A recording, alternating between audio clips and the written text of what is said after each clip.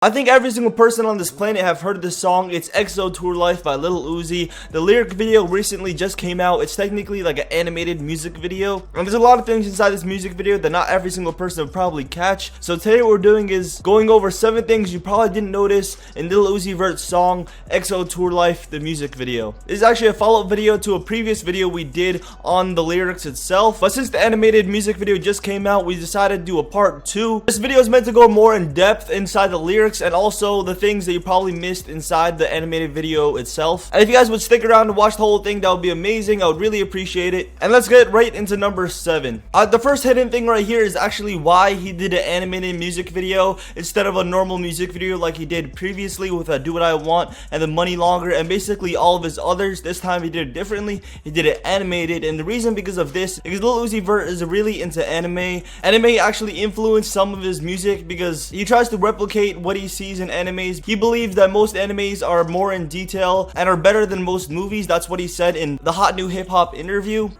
Some animes is better than real movies. And that's what he tries to do with his songs, and that's why it was actually animated, to give more detail inside the music video, because you could add a lot more inside an animated version instead of like a normal music video, because you can put more emphasis on things and over exaggerate a little bit more like he did inside this music video, because it was some crazy visuals and a crazy storyline that he could not really replicate in real life. Well, anime influenced my music, like just the emotion. Like all my music is just emotion, honestly. And it's a feel. Now you guys know why he did an animated music video. Now let's move on to number 6, which is this one line that people really got confused about, because he quotes something called a Casanova, which most people won't really recall what that really means. One line, it says, "Gonna leave you, won't leave me, I call it Casanova." And if you guys don't know who Casanova is, it's a person that actually lived in the 18th century. He was an Italian adventurer and author, according to Wiki. And these are the words of Wiki. This man was famous for being a ladies' man, quote unquote. Just look at this guy. These are not my words. It says, due to his ability to seduce women. I don't know if I'm the only person that didn't know what a Casanova was. I'm thinking that most people won't know also, so I decided to throw this in as number 6. Now we're in the 5th hidden meaning, and the reason why I'm putting this inside, because probably you didn't know what he actually said, because he kind of mumbled this part of the song. The whole entire song was like clearly said, you like understand what words he's saying, but this line in particular you couldn't understand at all. He's grouped inside like these like upcoming rappers called like mumble rappers, tend to like group Lil Uzi inside the new wave, but I personally don't see him inside that wave, but this line kind of puts him inside that wave. But I don't like putting labels on people, and I find that like mumble rap term kind of offensive, and people like poke fun at the new generation of rappers coming up. And Lil Uzi doesn't like mumble at all. He's actually really lyrical and has a lot of meaning beside his songs. That's why I don't categorize Lil Uzi inside there, but he actually puts himself inside that category because he said inside an interview that he is a mumble rapper, which is kind of weird. I think he was just joking, to be honest, but that's pretty cool to see Lil Uzi being so self-aware. And I'll show you guys the one line that you probably didn't understand right after the clip. We what you call a mumble rapper. Just yeah. What he actually said is, now these want to take my cadence. And if you don't know what a cadence is, it's like a type of, it's like the rhythm or like a flow to a rapper. Lil Uzi's kind of dissing everyone inside this little line right here, saying people are copying my cadence. People were speculating that this was towards Trippie Redd, an upcoming rapper that has a really similar cadence to him. But let's not jump to conclusions, and we don't honestly know what he was really trying to diss or who he's trying to diss. Now in the 4th thing that Lil Uzi tried to hide inside of his lyrics, and this right here is a really controversial line that everyone talked about. Like, there's some really controversial lines inside this song, but this one really stood out to me. It says, "I cannot die because this is my universe." This could basically mean anything, but people were speculating that Lil Uzi was trying to compare himself to like a god, saying that he cannot die because he's immortal. And Lil Uzi really didn't want people to think this, so he tweeted out this, like basically denying what everyone was thinking. "I'm not trying to make this my universe. I can't actually wait to leave," which is really weird to say, but my mission is not complete. You're a figment of my imagination. Let's start with the first part of this tweet where he says, "I can't wait to leave." He's basically quoting where he said before he wants to die at 27 because of the 27 club.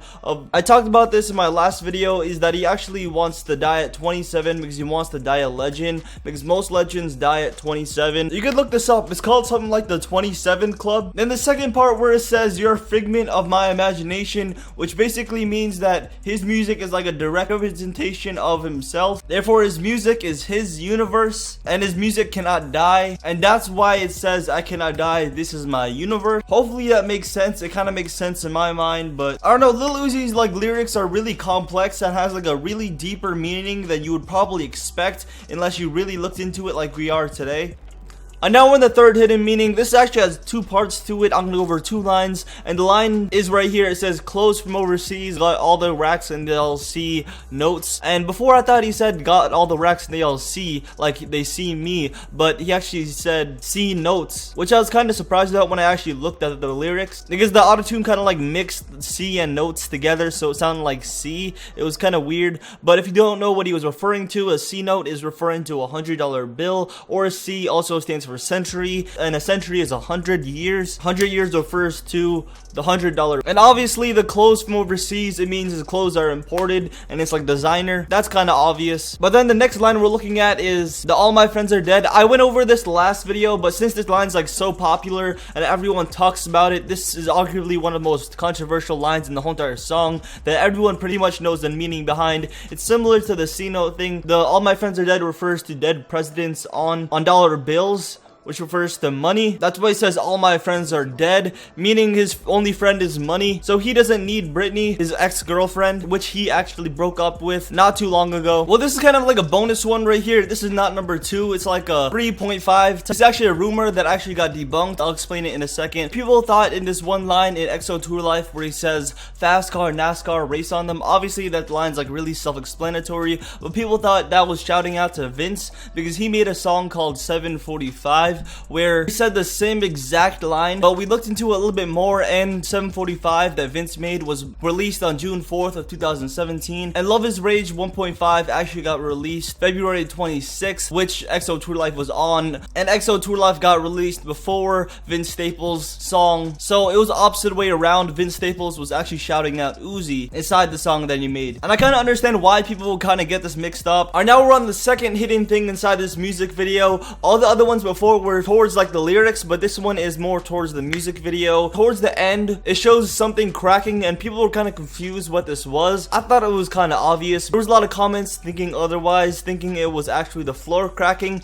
because like 10 seconds later after like this object seen cracking, floor cracks also because he falls down into the underworld, because it like represents him like dying pretty much. So people thought like the heart was like the floor for some reason, which I really don't understand, because moments after they show like the thing cracking, it shows Britney, Lil Uzi's ex-girlfriend, and it just represents him, and his heart's like literally broken because they broke up. And also he's heartbroken because Britney lied to Lil Uzi while looking directly into his eyes. And the first hidden thing behind this song is actually how TM88 actually made this beat. He was like not prepared at all to make this beat. He actually used the Beats pill and an old computer to make this beat, and this beat pretty much made the song. I think without this like legendary beat, it probably wouldn't have went as big as it is right now. It wouldn't have like blew up. But TM88, when he made this beat, he just arrived at Atlanta and he actually couldn't find his charger or anything, so he had to use his old computer. And with his old computer, he couldn't even plug his headphones in or nothing. So we had the Beats pill, like I said before. Then he found the beat for XO Tour Llif3. That was like originally with like another collaboration with another producer, JW Lucas. Then TM88 kind of chopped up the original beat and skewed it a little bit to where it is right now, making like the one-of-a-kind beat for XO Tour Llif3.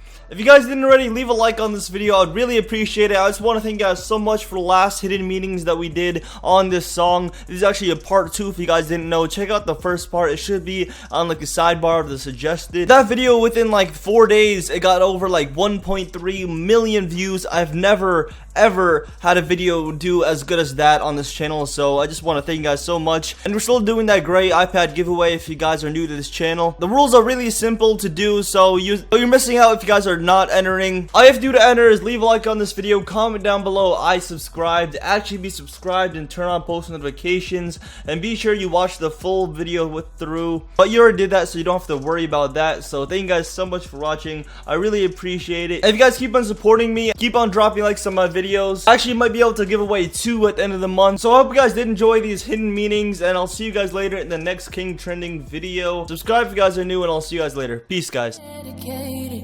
Every day, yeah, he make them decisions. Ain't gotta argue with it. Every night, feel like detour vision. 'cause he